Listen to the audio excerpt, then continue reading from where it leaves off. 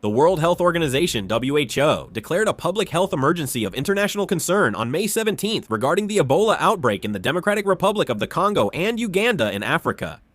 Ebola is currently spreading. Let's examine this issue and learn more.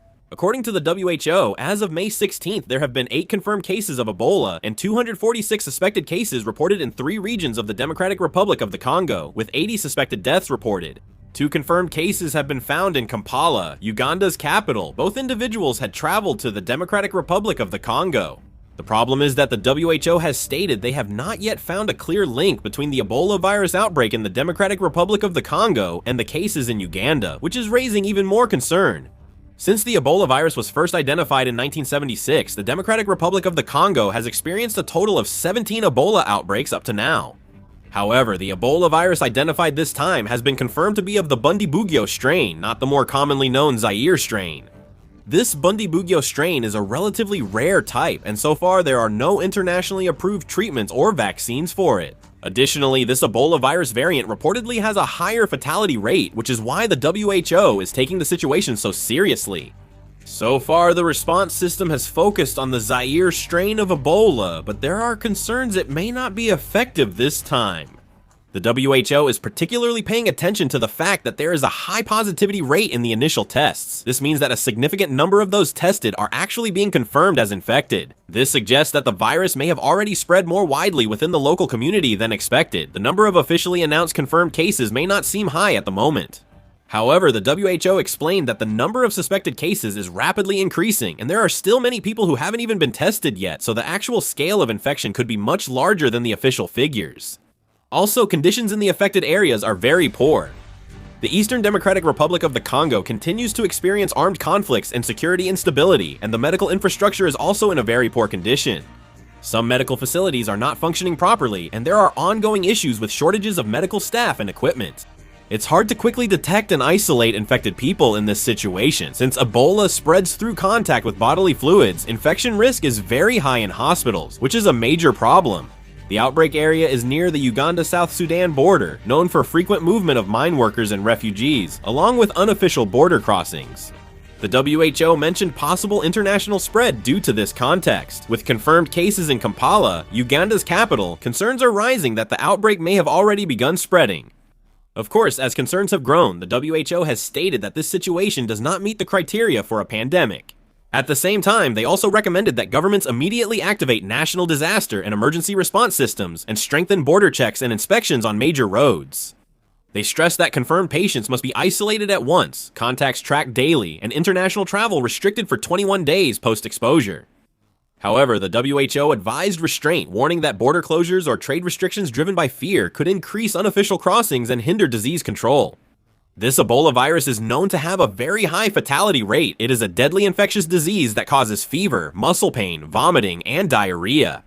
It spreads through contact with infected bodily fluids, contaminated materials, or the deceased. The fatality rate is 80 to 90%. But the ticking time bomb that makes health authorities nervous isn't only in Africa. The Hantavirus outbreak isn't over yet. Currently, a Canadian who is aboard the MV Hondios, a cruise ship, has tested positive for the Hantavirus. A British Columbia health official announced that a Canadian who left the ship and was self-quarantining has tested presumptively positive for Hantavirus. The patient developed mild symptoms, including fever and headache, 2 days ago and was sent to a Victoria hospital for testing. They are now in isolation and in stable condition. At least 10 people have contracted Hantavirus and 3 have died. The virus is believed to spread only through close contact with symptomatic people. Some researchers note that studies have confirmed Hantavirus transmission without direct contact in certain conditions. In fact, in a cluster of infections that occurred in the FN region of Argentina from November 2018 to February 2019, it was revealed that 6 out of 34 infected people had no direct contact with other infected individuals. Another person was reportedly infected just by exchanging greetings on the street. Professor George Poellon of the Harvard School of Public Health stated this was neither close nor prolonged contact and noted it's hard to rule out airborne Hantavirus transmission between people. Of course, in the case of the Hantavirus, its transmissibility is very low, so there is no need to be overly anxious. However, there is still criticism regarding the response of the WHO and the US Centers for Disease Control and Prevention. The Centers for Disease Control and Prevention only issued guidelines and explanations about this infection nearly a month after the first death occurred. The WHO is still describing it as requiring close or prolonged contact for transmission. The WHO explained that they did so to avoid causing excessive anxiety. After facing criticism over its COVID-19 response, the WHO is acting similarly again, leading some to lose trust in the organization. The WHO stated that there is still not enough data on how this infection spreads, and that we are learning and will have to continue learning for quite some time. The cause of this infection outbreak has not been clearly identified yet. However, some health experts believe it is highly likely that it was brought from Argentina, where the ship departed. The WHO reported that no G or rodents carrying Hantavirus were found on board, so the infection likely happened while passengers were in Argentina before boarding. Hantavirus is mainly transmitted through the excrement or saliva of rodents such as G. However, in the case of the Andes virus, a variant of Hantavirus found in Argentina and Chile, there have been rare reports of human-to-human transmission. Argentina is especially known for its high rate of Hantavirus infections globally. However, in Ushuaia, where the cruise ship departed, authorities denied any suspicion that it was the origin of the Hantavirus. Director General Ghebreyesus of the WHO said that while it is serious, the WHO considers the public health risk low. At the same time, Director General Ghebreyesus of the WHO said that this is the reason why the international health regulations exist and how they work. He also mentioned that the WHO is working with information from multiple countries and partners to respond to the situation. He stressed that our main priorities are treating patients, keeping passengers safe, and stopping the virus from spreading. Rahman Mohammed, director of the WHO Emergency Alert and Response Department, said that with proper public health measures and global solidarity, the outbreak should stay limited. The World Health Organization, WHO, faces another global test. With Ebola and Hantavirus outbreaks occurring worldwide, the international community is closely watching the WHO's actions. This is more than quarantine management for the WHO. It threatens the organization's survival and authority. Since the early days of the COVID-19 pandemic, the WHO has faced unimaginably harsh criticism and condemnation from around the world. At that time, there were constant suspicions that the WHO was overly friendly toward the Chinese government, and there was ongoing controversy that the WHO maintained an excessively passive and inactive stance regarding China's poor initial response and denial of the virus's transmissibility. In fact, many countries strongly argue that at the time, they trusted the WHO's belated announcements and complacent recommendations instead of scientific data, kept their national quarantine measures at a low level, and as a result suffered devastating damage that paralyzed their entire countries.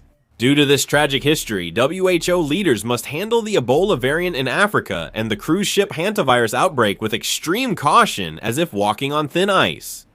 If the WHO manages to control this crisis perfectly and regain the trust of the world, it will become a decisive turning point to dramatically restore its authority as the top international health organization, which was lost in the past.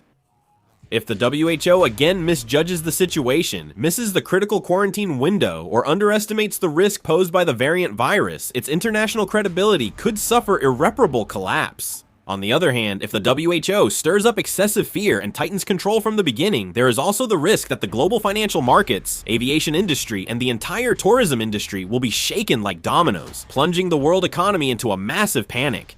Especially because the world economy has not yet fully recovered from the scars left by the COVID-19 crisis and is still suffering from rising prices, economic stagnation, and recession. This is putting unimaginable pressure and burden on the WHO leadership. Amid these complex interests, the WHO is currently outwardly acknowledging the risks, but internally maintaining an extremely cautious and defensive stance, wary of excessive public fear and industrial damage.